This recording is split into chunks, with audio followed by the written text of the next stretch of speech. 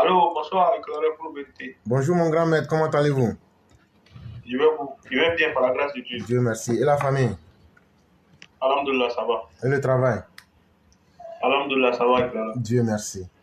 Donc, c'est un énorme plaisir pour nous. Et avant de vous donner la parole, j'allais vous dire vraiment merci des efforts que vous faites. Merci d'être toujours fidèle à la plateforme en partageant ce que vous savez avec tout le monde. C'est un énorme plaisir et vraiment nous vous en sommes reconnaissants. Merci beaucoup, monsieur éclaireur. Okay. Donc, je vous laisse la parole. Merci de m'avoir donné la parole. En fait, éclaireur, j'appelle d'abord pour vous dire infiniment merci pour tout ce que vous faites. Parce qu'aujourd'hui, là, tellement votre communication s'apporte. Vraiment, nous vous disons beaucoup merci. Et vraiment, à cause de vous aujourd'hui, là, vraiment, tout ce que le président Ouattara fait, vraiment, ça passe très bien. Nous lui disons merci et nous profitons de votre antenne pour dire vraiment à tous nos frères et soeurs, vraiment de chercher la baraka chez les parents, surtout chez la mère. C'est très important. Parce que, voyez-vous, il se passe hier ou quand, il y a un imam qui a fait une révélation pour dire que lorsque le président Ouattara était Premier ministre, même avant de voyager, il partait se mettre en genoux devant notre grand-mère, Adjana Bitou Sissé, pour lui demander la route. Même quand le président Ouattara a payé une voiture, en ce moment, il était Premier ministre pour notre grand-mère. Elle est allée avec cette voiture-là, elle a remis la voiture au chauffeur. Et elle-même a pris le taxi pour aller montrer la voiture à un grand chef Konaté qui était à Trècheville. Afin que ce dernier puisse monter là-dedans. Si ce dernier ne le monte pas, elle n'allait pas monter. Bon, voyez-vous que le président Ouattara vient de très loin. Si ce n'était pas la baraka, jamais il va être le président. Si ce n'était pas la baraka, les coups d'État que les gens fomentent de gauche à droite, là, ça aujourd'hui, le président Ouattara ne serait pas là. Donc vraiment, je profite de votre antenne pour dire aux frères et aux sœurs, vraiment d'avoir la baraka de tous les parents. C'est très important dans la vie. Merci beaucoup, monsieur Clorel. Pour continuer, j'aimerais dire que vraiment, vous savez, une fois, il vous a dit, je vous ai posé une question comme ça, de savoir est-ce que le Premier ministre Patrick Achi, il a la pointe nécessaire pour diriger ce gouvernement? Je n'en pense pas. Parce que, voyez-vous, M. Katina est en train de faire une conférence de presse, je ne sais pas s'il a fini. Il est en train de parler du problème de l'électricité. Vous voyez, ce ministre Sangafoua là, je pense qu'il doit démissionner. Ou peut-être même que M. Patrick Achi, il doit démissionner. Parce que ce n'est pas normal qu'on a des barrages aujourd'hui, on fait de la production, et aujourd'hui, subitement, lui, il s'élève, Sangafoua, dans son secteur, il veut augmenter l'électricité. Est-ce que ça même c'est normal? Est-ce que c'est acceptable? Vu que la vie aujourd'hui est chère. Monsieur Clorel, ça c'est ma première question. Excusez-moi, hein. Au début, je ne vous ai pas dit que c'était une question, mais je m'en excuse, quoi. Non, mais nous sommes dans la voie du militant et il n'y a pas de problème, cher frère. Et même actuellement, même là, les industriels même sont en réunion, tellement ils ne sont pas contents de la décision. Et voyez-vous, on est dans un contexte mondialement difficile. On n'est pas contre la mesure du gouvernement. On sait qu'il y a des difficultés. On sait aussi qu'on a des partenaires internationaux qui font qu'on est obligé de tenir compte aussi de leur réalité pour essayer d'adapter nos différentes situations. On est d'accord sur ce facteur-là. Mais moi, je dis qu'on aurait pu indirectement prendre des taxes sur la TVA en augmentant peut-être les choses d'un petit pourcent, peut-être 1%. Ou bien même là, les véhicules qui sont à Abidjan là, il y a combien qui font leur visite technique correctement? On aurait pu axer peut-être la répression sur les contrôles techniques pour générer d'autres nouveaux... pour inciter les gens à payer, aller faire les visites et puis générer des impôts. On aurait dans un certain sens pu trouver des solutions alternatives à ce problème-là en disant par exemple, on a plus de 120 milliards avec le Mali.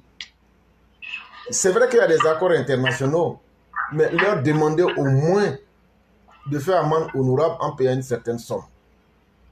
Voyez-vous que l'augmentation fut faite dans un contexte où les gens s'en sortaient, ou bien qu'il y avait pas tout ce que nous connaissons actuellement là, ça aurait été plus facile qu'on accepte.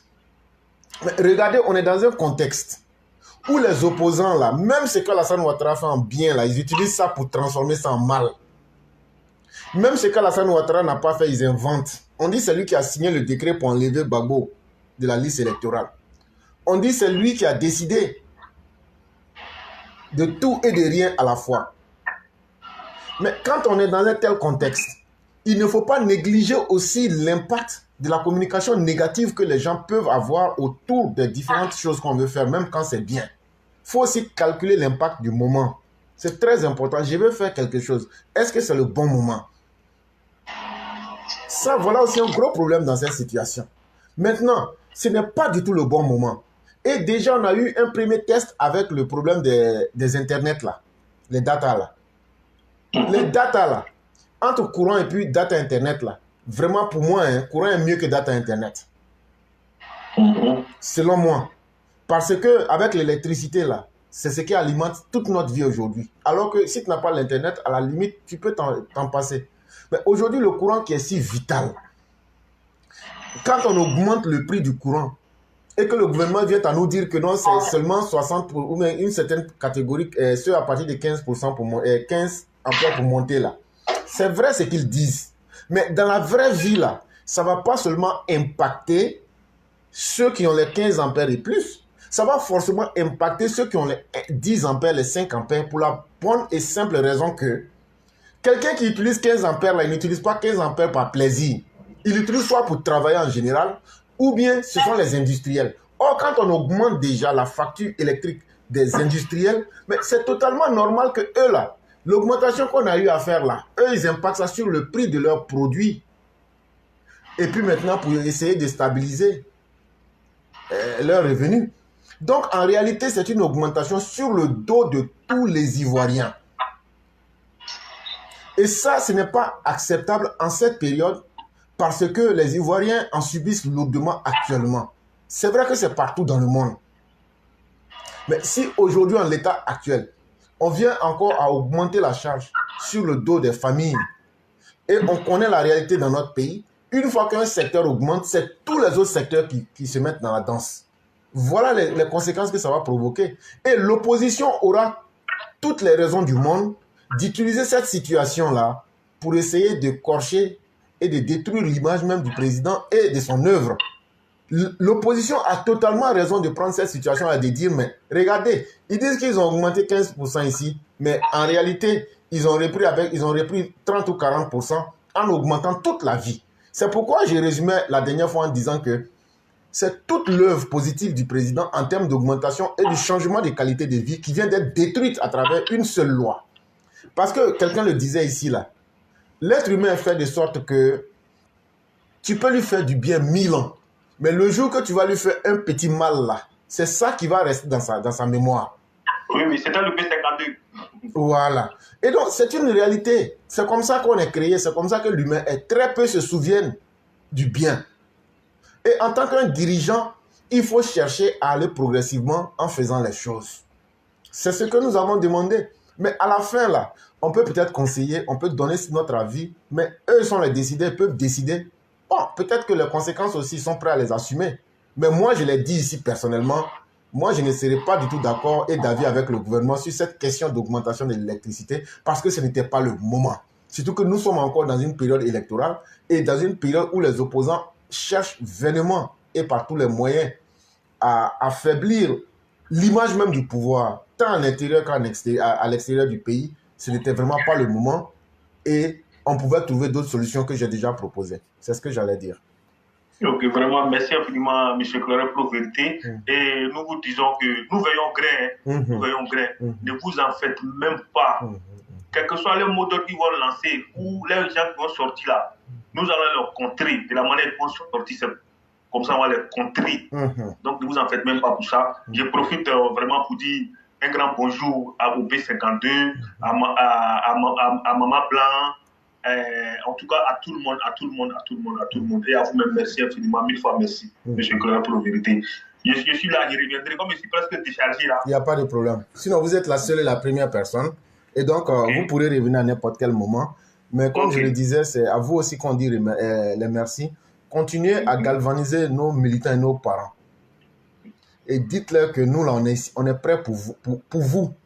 De la même manière qu'on est prêts. C'est un combat pour sauver les vies. On a en face de nous des gens qui n'ont aucun respect pour la vie et qui n'ont pas honte. Sinon, si les opposants actuels avaient honte, s'ils avaient du respect pour la vie, là, ils allaient essayer au moins de reconnaître devant les Ivoiriens qu'eux, ils ont échoué et que Alassane Ouattara a été mieux que eux. Mais ils promettent aux Ivoiriens de se corriger par souci de bonne moralité et pour essayer de laver leurs erreurs. Mais non, non, non, c'est les mêmes erreurs du passé qu'ils ramènent. Et donc, une fois que tu te retrouves en face de quelqu'un qui est aussi incorrigible que nos opposants là, il ne faut pas t'amuser. Et ils en veulent à la vie des Ivoiriens pour détruire inutilement les vies. C'est dans ce contexte-là qu'ils se sentent mieux. Il ne faudrait pas qu'on leur permette cela. Et quand je t'entends dire que vous êtes prêts sur le terrain, nous, on n'a jamais caché notre mode opératoire. Hein. On a été clair ici. Nous, là, notre force, là, ce sont les grains, ce sont les gars de la gare routière, et puis ce sont nos gars de terrain. Tant que vous êtes là et que vous êtes prêts là, nous, on est toujours là aussi pour vous. Et donc, je ne peux que vous dire merci et continuons le combat et sauvons la vie des Ivoiriens, de ces malfaiteurs-là, et le reste s'en suivra. Vraiment, merci beaucoup. Et donc, vous pourriez revenir quand vous le souhaitez. Merci beaucoup.